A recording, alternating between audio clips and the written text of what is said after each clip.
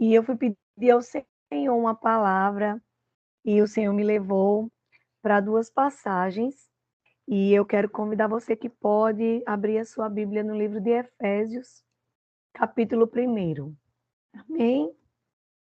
Vamos desculpando um pouquinho a voz, porque professora que trabalha em duas escolas, e na sexta-feira termina assim. Mas louvado e exaltado seja o nome do Senhor, porque Ele nos faculta as oportunidades e nós temos que dizer sim. E o resto, Ele se encarrega.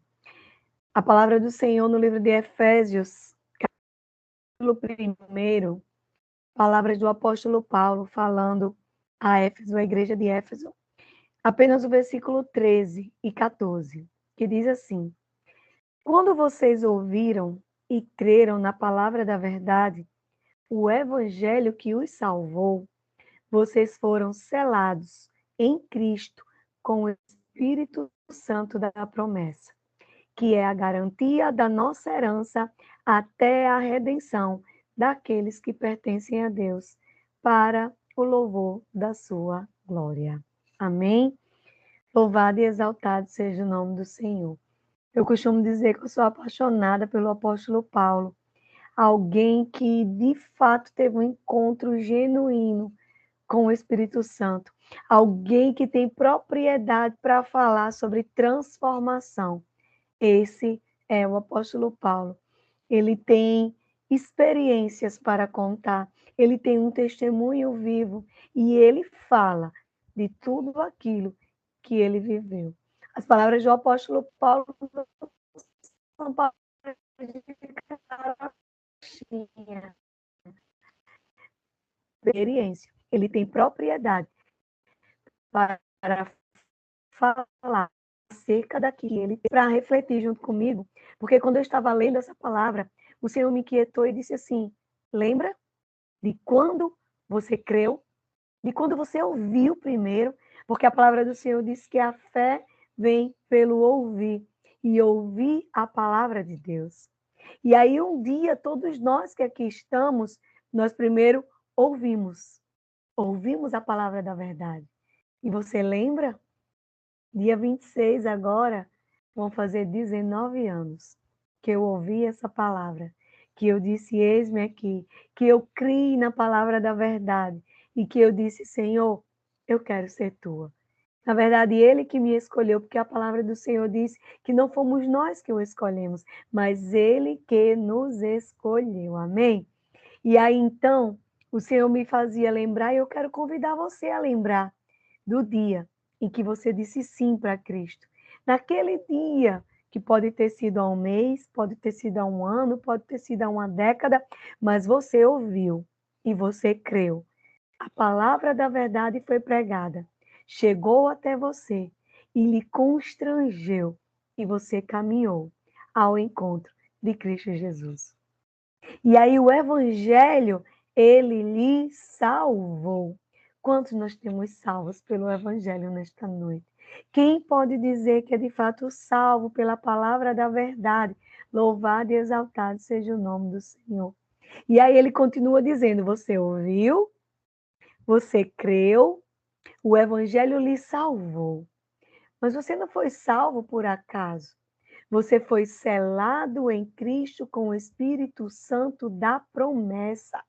Queridos, eu quero que você entenda uma coisa. Hoje não mais, porque as redes sociais elas já tomaram essa função. Mas antigamente, quando as pessoas se comunicavam apenas por cartas, para aquela carta ser aceita nos correios para poder ser enviada ao remetente, ela precisava de um selo. Ela precisava de um selo que dissesse da validação daquele conteúdo para ser enviado para o destinatário. E hoje nós temos esse selo.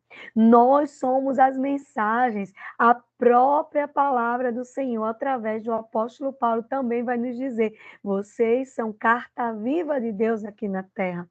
E aí eu quero perguntar para você, após receber o selo do Espírito Santo, qual é a mensagem que a sua carta, a sua vida, tem repassado para aqueles que estão ao seu redor? O que que as pessoas enxergam em mim e em você, enquanto alguém que é selado pelo Espírito Santo? Porque muita gente confunde as coisas. Muita gente acha que o fato de ser selado com o Espírito Santo tem a ver apenas com o falar em línguas, com o rodopiar, com o ter visões, com o profetizar, mas não. O selo do Espírito Santo, ele nos dá a autenticidade de alguém que pertence a Cristo, de alguém que vive como ele viveu, de alguém que faz aquilo que ele fez, de alguém que age como ele agiu, mas na verdade, muitas vezes, nós estamos deixando o velho homem reinar. A velha criatura morar dentro de nós sempre. E vez ou outra ela vai lá e acorda. Vez ou outra a gente quer evitar uma afronta. Vez ou outra a gente quer pagar o mal com o mal. Vez ou outra a gente se pega invejando as coisas do próximo. Sabe por quê? Porque dentro de nós há uma guerra. Há uma guerra entre carne e espírito. E ora nós alimentamos mais o espírito, aleluia. Mas existem horas que nós estamos alimentando mais a nossa carne e com isso o selo do Espírito Santo, ele vai se apagando em nós. E a palavra do Senhor vai dizer: não extingueis a chama do Espírito Santo. E quando é que eu extingo essa chama do Espírito Santo? É quando eu deixo de orar, é quando eu deixo de buscar, é quando eu invento pretextos para não chegar ao culto, colocando desculpas e sarrapadas. E com isso a chama vai se apagando, se apagando, se apagando. Eu estava ouvindo um louvor hoje de manhã no meu devocional, em que a cantora ela pergunta: por que pararam de falar no céu?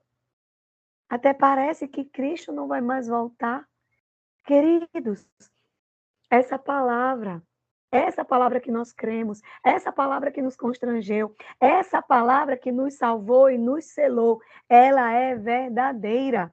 A palavra do Senhor, ele diz nela: passarão céus e terras, mas a minha palavra, ela não passará.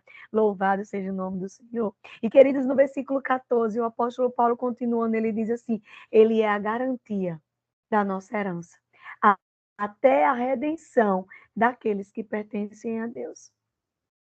Sabe o que é que ele quer dizer? Esse selo que nós recebemos, esse Espírito Santo da promessa que está conosco, ele é a garantia, ele é a prova viva de que Jesus, aquele que veio, que morreu, que padeceu, que ressuscitou, que subiu aos céus, ele voltará para nos buscar. Mas ele diz o quê? Vem buscar aqueles que pertencem a Deus. E aí eu quero fazer outra pergunta para você. Você pertence a Deus? Pertencer é ser propriedade. Pertencer é dar a liberdade. Quando eu estou na minha casa, que a minha casa me pertence, eu tenho liberdade de ter intimidade, de entrar e sair em qualquer cômodo que eu estiver. Então, se eu pertenço ao Senhor, Ele tem liberdade de agir na minha vida, seja na minha área sentimental, na minha área familiar, na minha área conjugal, na minha área profissional, em todos os lugares onde eu estiver, o selo do Espírito Santo está comigo e o Senhor tem propriedade para agir. Mas é verdade que algumas vezes nós fechamos a porta da casa. Nós deixamos entrar e não, nesse quarto não.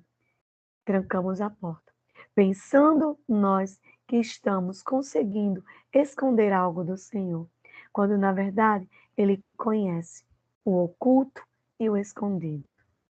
Aquilo que nós pensamos que não tem ninguém observando, Deus está lá. O salmista escrevendo, ele disse: para onde eu irei a tua presença? Se eu subir aos céus, o Senhor está.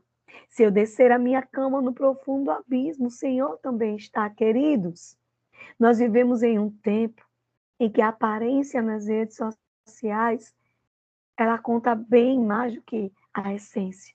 Mas o nosso Deus não está preocupado com isso. Ele sonda o nosso coração. Ele sabe quando nós estamos sorrindo e dizendo vai tudo bem, mas por dentro nós estamos quebrados, destruídos, abatidos. Mas ele vem e renova as nossas forças. Porque diz a palavra do Senhor que ele virá nos buscar, aqueles que pertencem a Deus. Mas não é só sobre isso que eu quero falar. Eu quero falar sobre esse Espírito Santo. Quem é o Espírito Santo? A terceira pessoa da Trindade. Pai se fez carne através do Filho, veio para a terra, cumpriu o seu propósito aqui em João 14. Convido você a abrir a Bíblia. Em João 14, quando Jesus está fortalecendo os discípulos acerca das próximas coisas que iriam acontecer, o Senhor ele disse assim, a partir do versículo 15: Se vocês me amam, obedecerão os meus mandamentos. E eu pedirei ao Pai, e ele lhes dará outro conselheiro para estar com vocês para sempre. Os discípulos estavam aflitos porque Jesus disse que ia subir, que ia, e não mais iam vê-lo. E eles ficaram, e agora o que é que nós vamos fazer? O Senhor passou 3 anos aqui com a gente, ensinando, mostrando. Os discípulos tiveram experiências e agora Jesus chega e diz que vai embora. Que negócio é esse? E aí eu acredito que a aflição tomou conta daqueles discípulos. Porque quando nós temos um mestre, quando nós temos uma referência, e de repente a gente se vê com aquela referência saindo de perto de nós, fisicamente falando, a gente se sente seguro. Mas ele disse assim: vocês não ficarão sozinhos. Eu vou rogar ao Pai e ele vai mandar o Consolador. E aí eles foram perguntar: que Consolador? E ele diz no versículo 17: é o Espírito da verdade. O mundo não pode receber, mas ele está em vocês. Ele permanecerá em vocês. E aí ele começa a dizer: se você me ama, você obedece a minha palavra. E a gente volta lá para Efésios capítulo 1, quando o apóstolo Paulo diz: você ouviu a palavra, você creu na palavra, então você deve obedecer a palavra. Mas hoje em dia, nós temos pregadores que deturpam a palavra de Deus. Pegam apenas um versículo ou parte de um versículo para justificar os seus desejos, as suas vontades, massagear e aí eles deturpam a palavra do Senhor. E o apóstolo Paulo também escrevendo, gente, ele é assim, o cara, o apóstolo Paulo. Ele disse assim: se um anjo do céu se acrescentando qualquer coisa nessa palavra, desconsidere, que seja amaldiçoado. Então você pode estar ouvindo o pregador mais eloquente, o pregador mais bem vestido, o pregador que tenha maior teologia do mundo, se ele estiver falando algo contrário à palavra do Senhor, considere maldito. E como é que eu vou saber que é contrário à palavra do Senhor? Conhecendo a palavra do Senhor. Nós não devemos nos acomodar em apenas ir no culto de domingo e ouvir uma pregação. Nós precisamos nos alimentar. O profeta Jeremias, ele disse assim: eu vi a tua palavra e eu comi a tua palavra. Não é que ele saiu comendo os papiros, é que ele entendeu que essa palavra alimenta, que essa palavra nutre e que essa palavra capacita para todos os momentos em que o Senhor nos colocar à prova. Mas, queridos, voltando para o Espírito Santo. Quem é o Espírito Santo? Ainda em João 14, no versículo 25, Jesus explicando aos seus discípulos quem seria esse Espírito Santo, quem seria esse conselheiro, ou em outras palavras, ela está como consolador. O consolador é aquele que chega no momento da angústia, no momento da aflição. E Paulo escrevendo aos Romanos também, ele disse: quando vocês não conseguem orar, o Espírito Santo vai lá e intercede por nós com gemidos inexprimíveis. Ele traduz o nosso sofrimento. Quando nós não temos força nem de abrir a boca, o Consolador está rogando ao Pai por nós. Ele assim: o Pai enviará o conselheiro em meu nome, e ele lhes ensinará todas as coisas. Em outras traduções vai dizer assim: ele vos fará lembrar. Ele é aquele, ó, o grilinho falante do Pinóquio, que está lá dizendo é assim, a luzinha piscando. O Espírito Santo do Senhor, o Consolador, enviado pelo Senhor Deus para ficar até a terra conosco, até que Jesus volte. E aí eu quero fazer uma pergunta para você. O que você tem feito com o selo do Espírito Santo que em você foi implantado? Segunda pergunta. Você tem dado ouvidos à voz do Espírito Santo, a esse conselheiro que lhe ensina todas as coisas? Ou você tem, tapado os ouvidos, seguido o seu rumo, vivendo ao seu bel prazer, acreditando que Jesus, vai demorar mais um pouquinho. Entristece o nosso coração, porque, na verdade, é a Bíblia se cumprindo. A palavra do Senhor diz que, no final dos tempos, o amor de muitos esfriará. E por esses dias que passou o frevo carnavalesco, a alegria colorida, uma falsa alegria, na verdade, nós perdemos algumas soldadas do reino.